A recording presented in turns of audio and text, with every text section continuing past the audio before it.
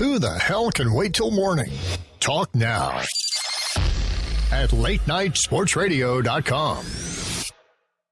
Okay, that's a good point. I love whites. That's always my favorite uniform is white. That is definitely the sound drop open for the show. Oh, shit. No, Andy, no.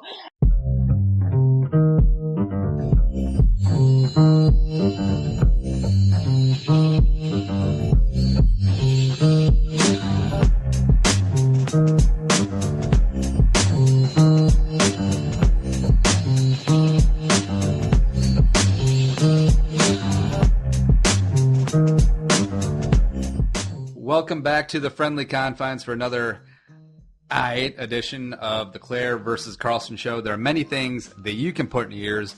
This is one of them, coming to you on a brand new night. This is Friday, 10/9 Central, part of the Late Night Sports Radio Network, latenightsportsradio.com. She is Claire. My favorite movie is Milo and Otis Mullins at the ClaireBear23 on Twitter. Is that really your favorite movie? I don't think I've ever seen that movie. You've never seen Milo and Otis? Mm-mm. Kind of devil-worshipping childhood did you grow up with? Well, I don't think it came out when I was like a child, but I don't remember it being a big deal. All right, fine. It wasn't like Starbucks. I mean, Star Wars or anything. Starbucks, coffee. I wish I had coffee. It wasn't like huge. All right, but we've already veered off into the ditch. She is the Longhorns correspondent over at the NFL Female Podcast. I'm Andy Carlson at Purple for the Win, purpleftw.com. We can be found at Claire vs. Carlson on Twitter, on YouTube, on iTunes, facebook.com/Claire vs. Carlson. But yeah, we already got into the intro and you already started yammering about why Star Wars is the best movie series ever. Well, no, I didn't say that. I just think that Milo and Otis is not an integral part of a child's growing up experience. It shows how two opposite beings of a cat and a dog can be best friends. Excuse me, they did that. It's called The Fox and the Hound. No, it's a euphemism saying that we're all different in this world, but we can all get along. It is integral to a part of child rearing, IMO. Whatever, but I saw the Fox and the Hound, or Fox and Hound, and that was the same sort of premise. I mean, I know how to get along with people, Andy. Shut up.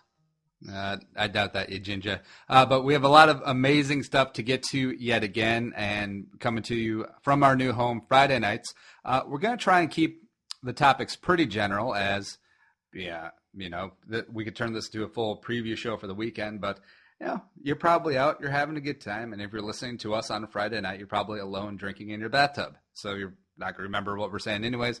So we're going to try and keep it big picture, keep it fresh, so you can always catch us on demand anytime, iTunes, YouTube, Spreaker, all that good stuff, and it won't be too stale. So what do you think about the move, Claire? I think it's all about good times and good timing.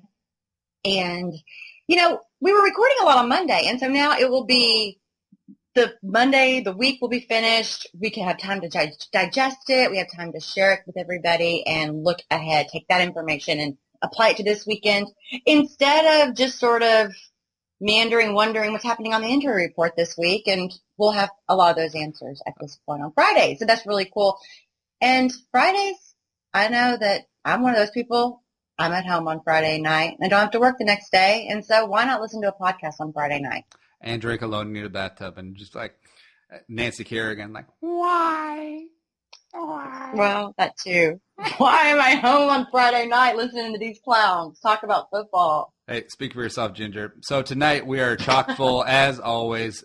We have a bunch of brand new fun big picture segments.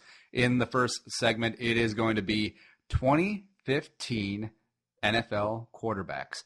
Who is going to be quarterbacking what team next season? And I got some hot fire coming for you. Spit your hot fire. Cauldron. No, it's coming. This is just the preview segment.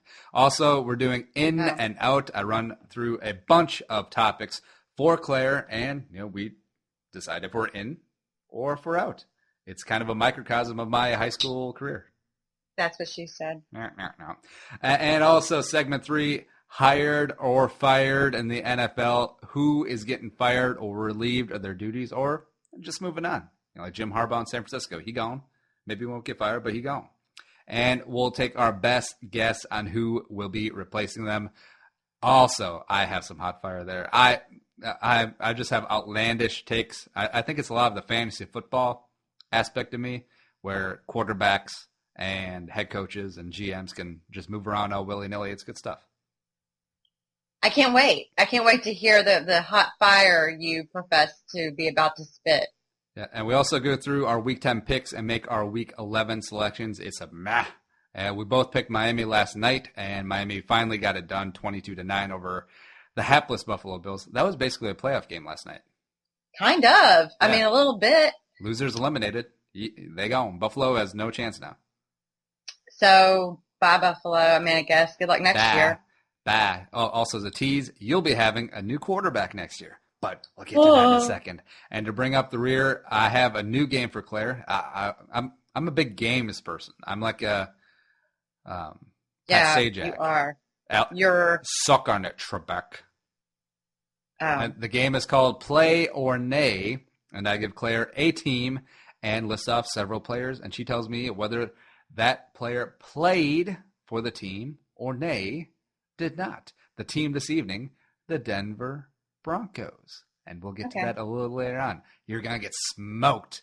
But at the top, I just wanted to ask you, Claire, how's been your week? A little extended vacation? Yeah.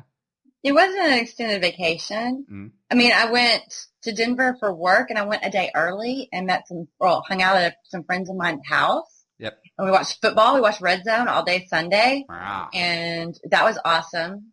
And it was just very mellow. And then Monday, the polar vortex, they call it, descended upon the area. And so that was a lot of fun because I was driving. But I'm alive, and we're here to talk about it. So yay. Well, you know what everyone thinks about the polar vortex. In my opinion, that sucked. Yeah, and you caused it by heading to the mountains. Oh. Actually, my friend Rocky Sarah Mountain High, caused John freaking Denver. My friend Sarah caused it because she said it would snow when I was there, and apparently it doesn't snow like that very often, like a few times a year. Mm-hmm. And so, yeah, she caused the insanity that descended upon the country really this week. What else happened with you? I did read some of your melancholy tweets that you drove through your, was it ex-life partner's hometown? My ex-husband's, yeah. Well, it was weird because my first time I've ever been in Denver, and my ex-husband kind of grew up there, and his family had an orange van, and they were all orange crushy and stuff back in the day. Oh, I thought orange van was code for, I don't know, police call, no. Potential predators vans, orange vans, as orange as a warning, you know? They were a family of 4 people who had a mother and a father and a little girl and a boy. So no, it wasn't sexual predators. Why are you making this ugly? Anyway, so they were super orange crushy, and he grew up there for a while, and so I happened to end up there this week. And then the place in the middle of nowhere, Texas Hill Country, where we used to go for holidays, I had to go there for work this week too. And so it was just what? No, go away. I don't want to deal with this. I don't want to deal with feels and stuff in life. No. You got your first snowblower at that family Christmas, didn't you? Oh, my God. You're so full of it. You and your snowblower talk. I wish I had a snowblower this week for real, though. It was bad. Oh, a real snowblower, not just one to pass the time. Because exactly. You're snowed in because it's your fault, Elsa. Nope, I wasn't snowed in. No, I got out. You've had to have seen Frozen, right? Because you have a young niece. Yeah, I have seen Frozen. What'd you think about it? It was good, but you get sick of it because that stupid song that the kids won't quit singing. Do you want to build a snowman? No. Forget what it's called now. Dang it. It is. Is that song? No, it's been out of my head for long enough now that I've got it.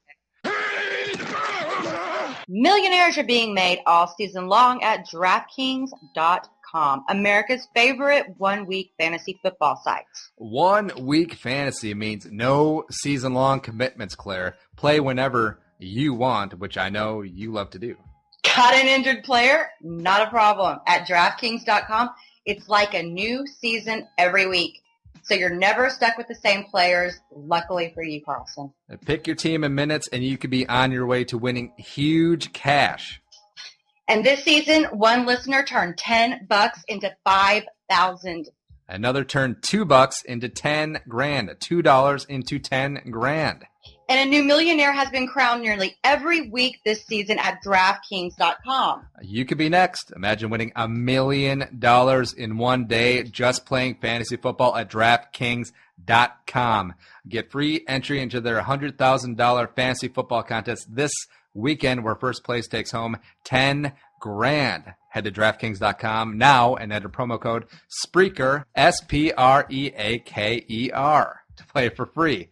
DraftKings.com. Bigger events, bigger winnings, bigger millionaires. Enter Spreaker for free entry now at DraftKings.com. DraftKings.com. DraftKings.com. Straight cash, homie. All right, I got to stop singing copyrighted lyrics before we get sued. So let's get into this. The first one off the top of my back, I'm very excited about this. This was a late night Ambien-induced brainchild of mine because we had something else lined up, but this one is way better. 2015 NFL quarterbacks. Who is going to be the quarterback for your team next season? We give our hot takes, and we'll go through division by division, team by team, and we'll be like, who's going to be starting? So let's start off right at the top, the NFC East, Claire. New England Patriots, who is starting for them Week 1, 2015? Hey, ma'am, Tom Brady, probably. Oh, I see. You're going very, according to Hoyle, very old-fashioned, very missionary. I see what you're doing. False.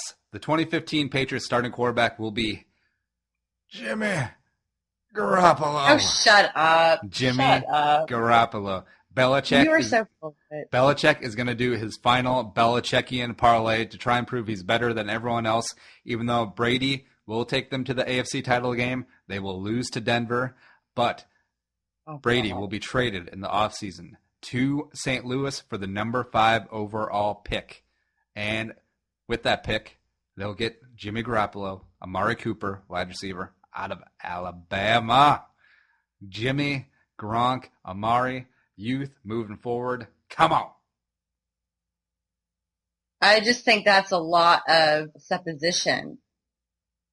That's assuming a whole lot. It is a lot of good stuff. And so now that is a tease for the rest of the list because you're like, well, where's Brady going to end up? Because he's not retired. He's on this list. So you just wait. Next up, the Miami Dolphins. I got Ryan Tannehill starting. Who do you got? Got Tanny. That's a pretty odd. He didn't look that great last night, but I still think he's got they really miss Brandon Alberts.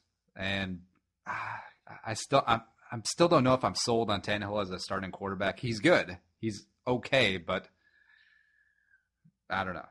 I know he's your boy and all. Well, yeah, I want him to be no Reggie successful. McNeil. Well, no, who is? Let's be honest. But, I mean, no, Tannehill's not dazzling, but I don't think anyone thought that he would be dazzling. I don't know that he was taken in the first round, right? Very high. I think he was 8 in 2012. That was kind of crack rocky. Who made that decision? Jeff Ireland. Okay, there you have it.